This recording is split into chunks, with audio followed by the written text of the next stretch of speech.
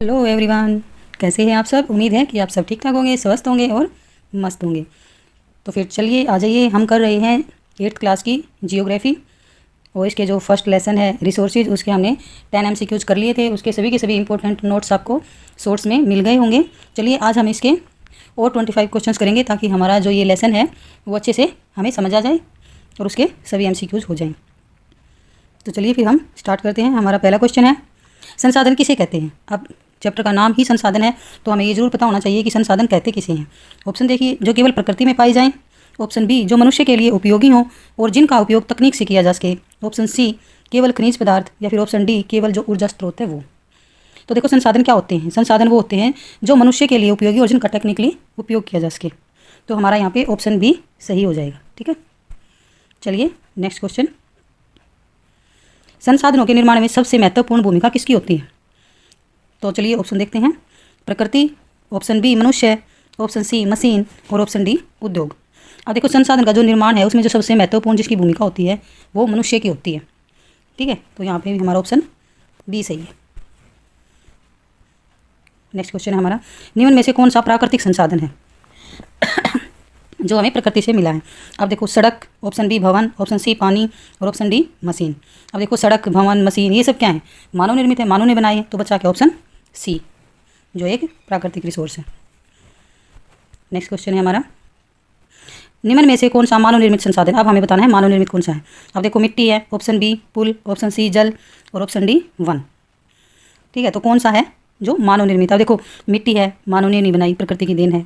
जल प्रकृति की देन है, वन प्रकृति की देन है। तो बचा क्या, पुल जो कि एक मानव निर्मित है। तो हमारा ऑप्शन बी सही हो जाएगा यहाँ पे। नेक्स्ट क्वेश्चन है,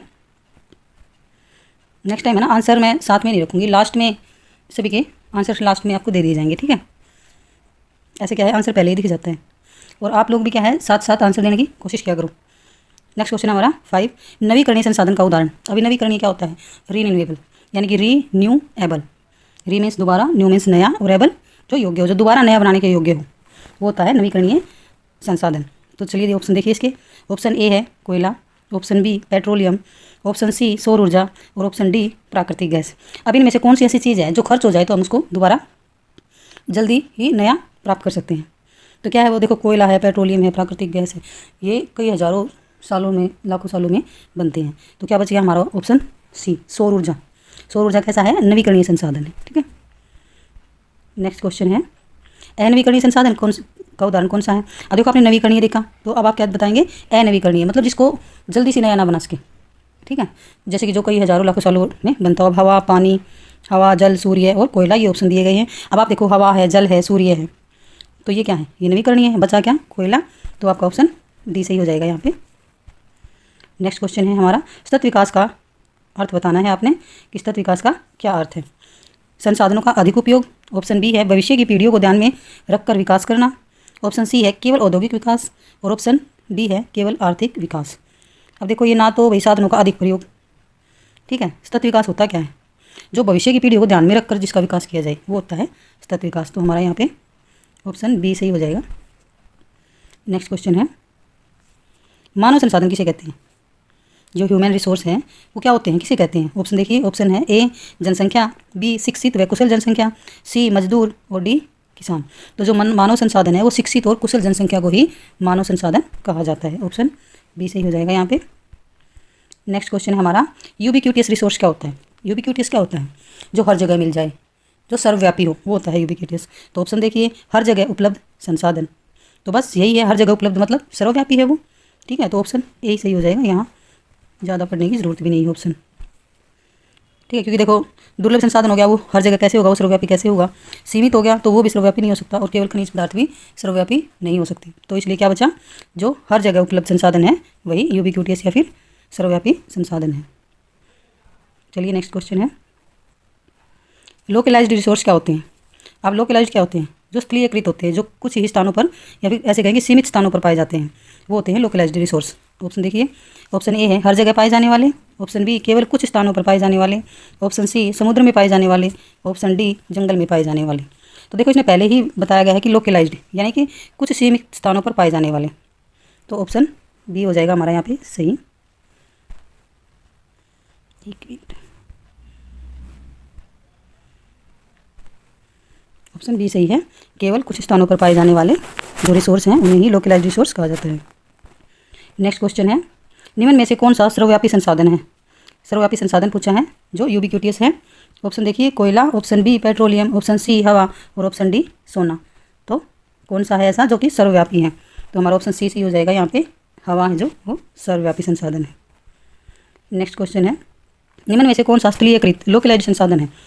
आप देखो ऑप्शन दे रखे हैं, ऑप्शन ए हवा, ऑप्शन बी सूर्य का प्रकाश, ऑप्शन सी कोयला और ऑप्शन डी पानी।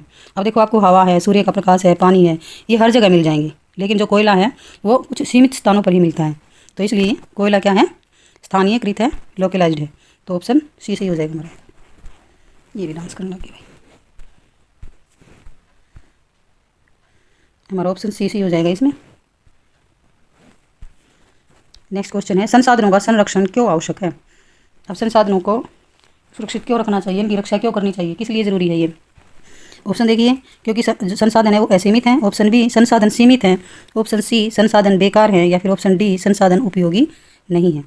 अब देखो असीमित, सीमित, बेकार, उपयोगी, तो क्या होगा इनमें? संसाधनों का संरक्षण क्यों जरूरी है? क्योंकि जो संसाधन है वो सीमित है। ठीक है, तो हमारा क्या हो जाएगा यहाँ पे? ऑप्शन बी सही हो जाएगा। नेक्स्ट क्वेश्चन है, संसाधनों का अत्यधिक उपयोग किस समस्या को जन्म देता है? जब संसाधनों का एक्सेस यूज़ किया जाता है तो उससे कौन सी प्रॉब्लम है जो वो जन्म लेती है? ऑप्शन देखिए, ऑप्शन ए है पर्यावरण संतुलन, संसाधनों की कमी, आर्थिक विकास और शिक्षा। अब देखो, अब संसाधनों का ज़्यादा प्रयोग होगा तो क्या पर्यावरण संतुलन होगा? नहीं होगा। संसाधनों की कमी होगी भी, बिल्कुल कमी होगी। आर्थिक विकास कैसे होगा? किसी चीज़ का ज़्यादा उपयोग होगा तो, और शिक्षा का भी नहीं। तो क्या होना चाहिए हमारा यहाँ पे? ऑप्शन बी सही होना चाहिए। ठीक है, नेक्स्ट क्वेश्चन है, संसाधनों के संरक्षण के लिए सबसे महत्वपूर्ण उपाय क्या है? अब इनको संरक्षित रखने के लिए सबसे महत्वपूर्ण उपाय कौन सा है? इनमें से देखिए, ऑप्शन ए है अंधाधुंध उपयोग, कि भाई मतलब देखो ही नहीं कोई सोर्स कितना है, कितनी क्वांटिटी में हमें मिल रहा है, उसका अंधाधुंध उपयोग आप करते रहो। ऑप्शन बी है योजनाबद्ध उपयोग, ऑप्शन सी है संसाधनों को नष्ट करना, या फिर ऑप्शन डी है संसाधनों को छोड़ देना। तो अब आप देखिए इसमें से कि संसाधनों के संरक्षण के लिए सबसे महत्वपूर्ण क्या है? कि जो संसाधन है उनका योजनाबद्ध तरीके से उपयोग किया जाए। तो हमारा क्या हो जाएगा यहाँ पे? जो ऑप्शन बी है वो सही हो जाएगा। नेक्स्ट क्वेश्चन है, संसाधन नियोजन का मुख्य उद्देश्य क्या है? ऑप्शन देखिए, संसाधनों का नष्ट करना, संसाधनों का सही उपयोग और संरक्षण, केवल खनन करना, या फिर केवल व्यापार करना। तो संसाधन जो नियोजन है वो क्या है? कि जो हमारे रिसोर्सेज हैं, जो संसाधन है, उनका सही तरह से उपयोग करना और उनका संरक्षण करना। तो ऑप्शन बी सही हो जाएगा यहाँ पे। नेक्स्ट क्वेश्चन है, निम्न में से कौन सा मानवीय संसाधन को बेहतर बनाता है? अब जो ह्यूमन रिसोर्स है उसको कौन और भी अच्छा बनाता है? अब ह्यूमन रिसोर्स तो संसाधन मतलब है, रिसोर्स ह्यूमन एक रिसोर्स है, लेकिन ये कह रहा है उसको कौन बेटर बनाता है इनमें से? तो देखिए ऑप्शन ए शिक्षा, ऑप्शन बी युद्ध, ऑप्शन सी प्रदूषण, ऑप्शन सी गरीबी। अब तो ह्यूमन है तो उसको मतलब और बेटर कौन बनाएगा? शिक्षा। ठीक है, ऑप्शन ए सही हो जाएगा। शिक्षा है वो ह्यूमन रिसोर्स को और भी बेहतर बनाती है। नेक्स्ट क्वेश्चन है, संसाधन विकास के लिए क्या आवश्यक है? अब जो रिसोर्सेज है उनके डेवलपमेंट के लिए क्या जरूरी है? ऑप्शन ए है तकनीक, ऑप्शन बी मानव कौशल, ऑप्शन सी प्रकृति और ऑप्शन डी उपयुक्त सभी। अभी देखो, संसाधनों के विकास के लिए मानव कौशल तो नेसेसरी है ही है, तो फिर उसमें ये तकनीक भी जरूरी है। ठीक है, तो ऑप्शन डी सही हो जाता है हमारा यहाँ पे। नेक्स्ट क्वेश्चन है, निम्न में से कौन सा अक्षय संसाधन है? अब देखो, क्षय क्या होता है? जिसका खंडन हो जाए, जो नष्ट हो जाए, और अक्षय क्या होगा? फिर जिसको नष्ट न किया जाए। अब इनमें से कौन सा ऐसा है जो अक्षय संसाधन है? अब देखो, पेट्रोलियम यूज़ करो खत्म हो जाता है, कोयला यूज़ करने पर खत्म हो जाता है। ठीक है, जो प्राकृतिक गैस है वो, अब जो पवन ऊर्जा है वो क्या है? अक्षय संसाधन। ऑप्शन सी सही हो जाएगा यहाँ पे। नेक्स्ट क्वेश्चन है, संसाधन संरक्षण का क्या अर्थ है? अब जो रिसोर्सेज हैं उसके कंजर्वेशन का, संरक्षण का अर्थ क्या है? संसाधनों का अधिक उपयोग करना। अधिक उपयोग करने से कहाँ हम उनको कंजर्व कर पाएंगे, सुरक्षित कर पाएंगे? तो ये नहीं हो सकता। ऑप्शन बी है संसाधनों का सही और संतुलित उपयोग। ठीक है, संसाधनों का सही और संतुलित उपयोग ही संसाधन संरक्षण होता है। तो ऑप्शन बी सही हो जाएगा यहाँ पे। नेक्स्ट क्वेश्चन है, मानव संसाधन विकास का मुख्य साधन क्या है?